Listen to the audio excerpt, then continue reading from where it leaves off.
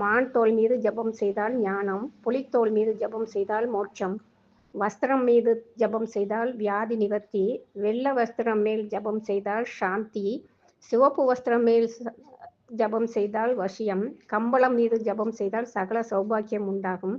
கிழக்கு நோக்கி ஜபம் செய்தால் வியாதி நீங்கும், தெற்கு நோக்கி ஜபம் செய்தால் வசியம் சித்திக்கும், அக்னி மூலை தென்கிழக்கு நோக்கி ஜபம் செய்தால் கடன் தீரும், மேற்கு நோக்கி ஜபம் செய்தால்